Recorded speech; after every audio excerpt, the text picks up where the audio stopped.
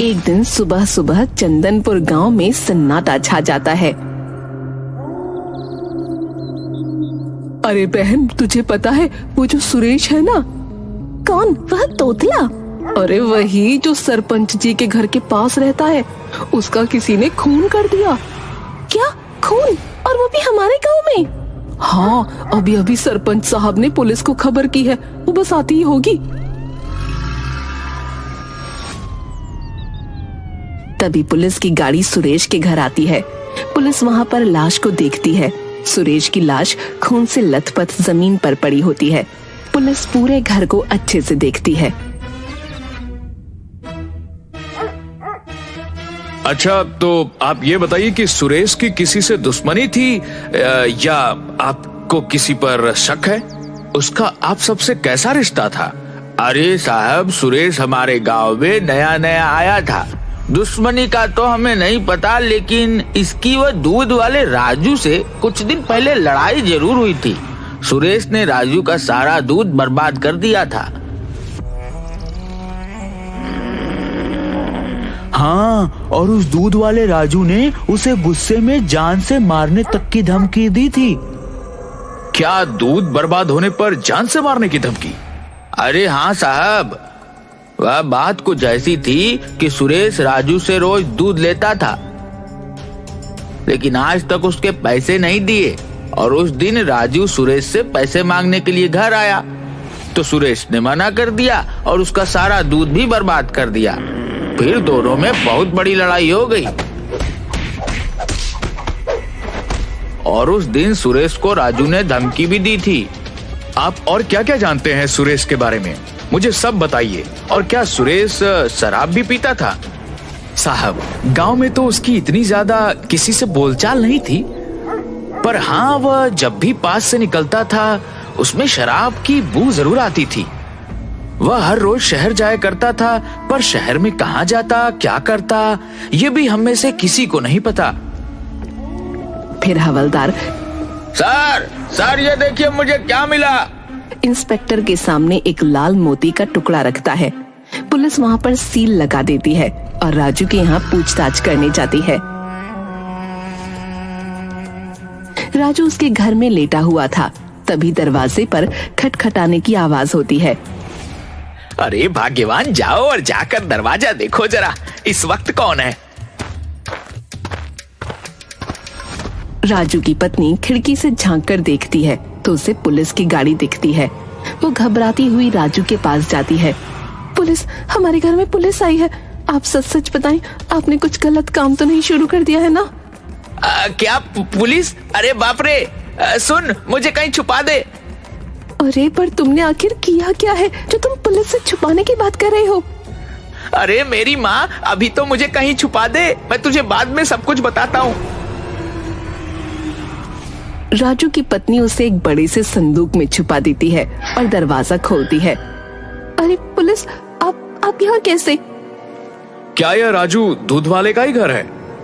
हाँ, घर तो उन्हीं का है। अच्छा, तो कहाँ हैं आपके पति? वो तो यहाँ नहीं है, वो तो शहर गए हुए हैं। क्या शहर? तो वो वहाँ से कब तक आएगा? वो मुझे नहीं पता। अरे यह मेरी पत्नी है कि दुश्मन? क्या जरूरत थी बताने की कि यही मेरा घर है? तभी उसका दम घुटने लगता है और वो जोर जोर से खांसने लगता है।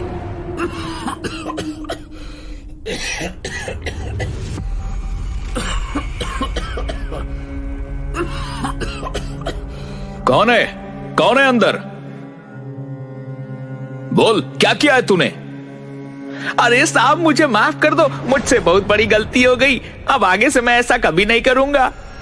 क्या आगे से नहीं करूंगा? तू कुछ करने के लायक बचेगा तभी तो कुछ करेगा ना। अरे इंस्पेक्टर साहब, मैं आपके पैर पड़ता हूँ, हाथ जोड़ता हूँ, पर मुझे छोड़ दीजिए। अरे मुझे कोई बताएगा इन्होंने किया क्या है? अरे मुझे क्या पता था कि इस गलती की मुझे इतनी बड़ी सजा मिलेगी। मैं तो बस दूध में पानी मिला मिला कर बेचता था और कुछ दिनों से पाउडर वाले दूध को बेचता था, पर मुझे क्या पता था कि इस गुनाह की मुझे इतनी बड़ी सजा मिलेगी। क्या? तो तुम मुझसे इसलिए बच रहे थे? हाँ, और नहीं तो क्या। मतलब तुमने सुरेश का खून नहीं किया? क्या खून? और ये ये तो एक मक्खी भी नहीं मार सकते, इंसान का खून क्या करेंगे? अच्छा, तो इसका मतलब कि तुमने सुरेश का खून नहीं किया? नहीं, और कौन सुरेश? वही जिससे तुमने लड़ाई की थी उस दिन, जिसने तुम्हारा सारा दूध बर्बाद कर दिया था। अरे साहब, मैं तो वह कब का भूल गया, और वैसे भी वह मेरा उधार नहीं चुका रहा था, तो बस इसीलिए मैंने उसे धमकी दी थी। फिर पुलिस उनके घर से चली जाती है। इंस्पेक्टर पुलिस स्टेशन में बैठा होता है कि तभी फोन की घंटी बजती है। क्या? अच्छा ठीक है, मैं अभी आता हूं। हवलदार, चलो जल्दी, हमें रामपुर जाना है। पर साहब, रामपुर क्यों? किसी का खून हुआ है। फिर पुलिस जहां खून हुआ था वहां पहुंच जाती है।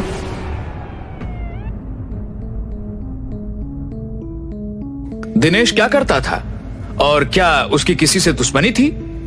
नहीं नहीं, यहाँ पर तो उसकी किसी से दुश्मनी नहीं थी, पर वह अपने काम से शहर जाता था। पर वहाँ किसी से दुश्मनी हो तो पता नहीं। अच्छा, तो दिनेश करता क्या था? साहब, वह किसी दवाइयों की फैक्ट्री में काम करने जाया करता था, और हाँ, उससे शराब की लत भी थी। पुलिस वहां से चली जाती है। इंस्पेक्टर बैठा हुआ कुछ सोच रहा था। क्या हुआ साहब? मैं ये सोच रहा था कि 2 ही दिनों में 2 खून हो गए, और तुमने एक बात पर गौर किया? क्या साहब? सुरेश और दिनेश दोनों के पेट में जो छुरा घोपा गया था वो एक ही तरह से घोपा गया था, और दोनों के घर की हालत भी एक जैसी थी। वह खूनी आया, बैठा, और फिर उस खूनी ने खून किया होगा। हाँ, और जैसा मोती हमें सुरेश के घर मिला था, वैसा ही दिनेश के लाश के पास भी मिला। अच्छा सुनो, वह जो दोनों मोती हैं वो मेरे पास लेकर आओ। फिर हवलदार दोनों मोतियों के टुकड़ों को इंस्पेक्टर जुगनू की टेबल पर रख देता है। अरे ये तो दोनों बिल्कुल एक जैसे हैं, और देखो इन्हें जोड़ने पर जुड़ भी रहे हैं। इसका मतलब है कि दोनों का खून किसी एक ही इंसान ने किया है।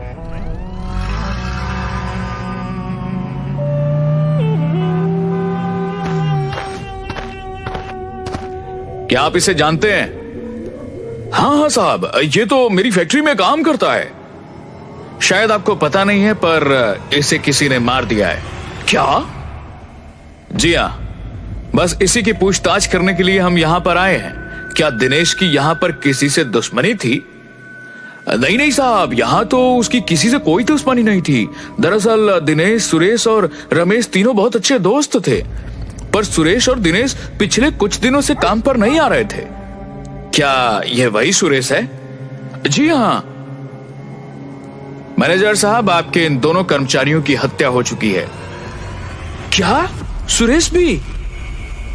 जी, हम रमेश से मिलना चाहते हैं। जी बिल्कुल। फिर मैनेजर रमेश को बुलाता है। क्या आप ही दिनेश और सुरेश के दोस्त रमेश हैं? जी हाँ, मैं ही सुरेश और दिनेश का दोस्त रमेश हूँ। तब तो आपको पता ही होगा कि सुरेश और दिनेश को किसी ने मार दिया है। जी हाँ इंस्पेक्टर साहब, मुझे आज ही सुबह पता चला। इंस्पेक्टर साहब, ये देखिए, मुझे भी कोई धमकी भरे खत भेज रहा है। हो ना हो वह खूनी मुझे भी मारना चाहता है, पर मुझे समझ नहीं आ रहा कि उसकी हम तीनों से क्या दुश्मनी है। तुम शराब भी पीते हो? जी, वो कभी कभार।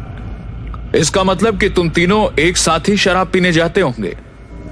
हाँ, हम तीनों काम खत्म करके फैक्ट्री के पास वाली शराब की दुकान पर जाते थे, पर सुरेश और दिनेश दोनों ही बहुत ज्यादा शराब पीते थे। कभी कभी तो शराब के ठेके पर ही पड़े हुए मिलते।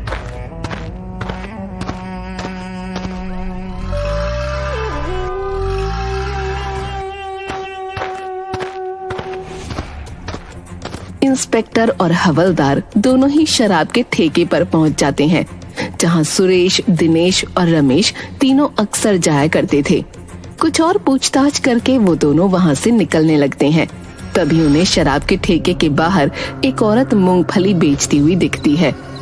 सर, वह देखिए, उस औरत के गले में वैसा ही मोतियों की हार है जैसे मोती हमें सुरेश और दिनेश की लाश के पास दिखे थे। फिर वो दोनों उस औरत के पास जाते हैं। एक मामूली मूंगफली का ठेला लगाने वाली के पास इतना महंगा हीरो का हार क्या कर रहा है? साहब, ये मेरी माँ की आखिरी निशानी है, इसलिए मैं इसे हमेशा पहन के रखती हूँ। क्या आप इन दोनों को जानती हैं? हाँ साहब, ये दोनों और इनका एक दोस्त तीनों यहाँ आकर अक्सर शराब के ठेके पे आते थे और मेरी ठेले से मूंगफली भी लेके खाते थे। अच्छा, तो आप इन दोनों के बारे में हमें कुछ बता सकती हैं? साहब, ये दोनों और इनका एक और दोस्त तीनों मुझे बहुत परेशान करते थे। अच्छा, तो इसलिए आपसे इन दोनों को जान से मार दिया और अब रमेश को भी धमकी भरे खत भेज रही हैं। अरे नहीं नहीं साहब, मैं उन दोनों का खून क्यों करूंगी भला? और आप खत भेजने की बात करें, मुझे तो लिखना पढ़ना भी नहीं आता। अगर मैं खत लिख सकती तो भला यहाँ पे मूंगफली क्यों बेचती? अगर तुमने खून नहीं किया तो तुम्हारी कान की बाली का मोती सुरेश और दिनेश की लाश के पास क्या कर रहे थे? बताओ, कहाँ है तुम्हारी कान की एक बाली? साहब, वो उस दिन जब मैं मूंगफली बेच रही थी, उस दिन ये तीनों रोज की तरह मूंगफली लेने मेरे ठेले पे आए और मेरे साथ जोर जबरदस्ती करने लगे और मैं जैसे तैसे अपनी जान बचा के वहां से भाग निकली और शायद उसकी जोर जबरदस्ती में मेरी कान की बाली गिर गई होगी। मेरा भरोसा कीजिए साहब, मैंने किसी को नहीं मारा। मैं अपने बेटे की कसम खा के कहती हूँ।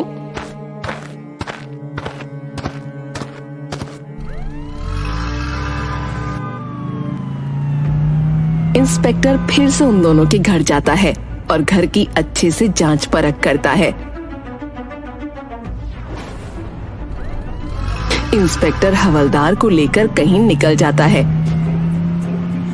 इंस्पेक्टर और हवलदार दोनों रमेश के घर का दरवाजा खटखटाते हैं, पर उन्हें वहां रमेश नहीं मिलता। वो दोनों कुछ ही दूरी पर जाते हैं, तब उन्हें रमेश भागता हुआ दिखता है। वो रमेश को पकड़ लेते हैं। बताओ, अपने ही दोस्तों का खून क्यों किया तुमने? अरे साहब, मैं क्यों करूंगा भला अपने ही दोस्तों का खून? बता, क्यों किया अपने दोस्तों का खून?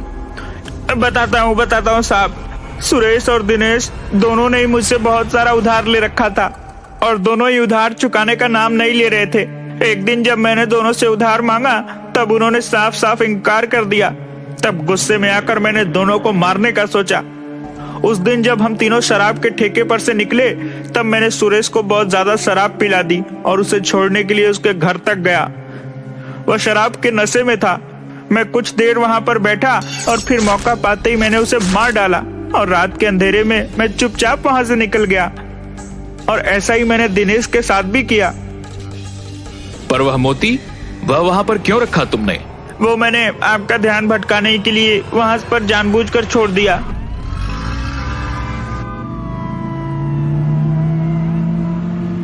और फिर पुलिस उसे जेल में बंद कर देती है।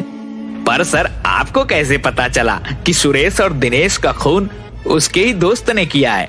जब मैं दिनेश और सुरेश के घर फिर से गया, तब मुझे सुरेश के घर में सिगरेट का एक छोटा सा टुकड़ा और वैसा ही लाइटर मिला जैसा कि उस दिन रमेश के पास देखा था।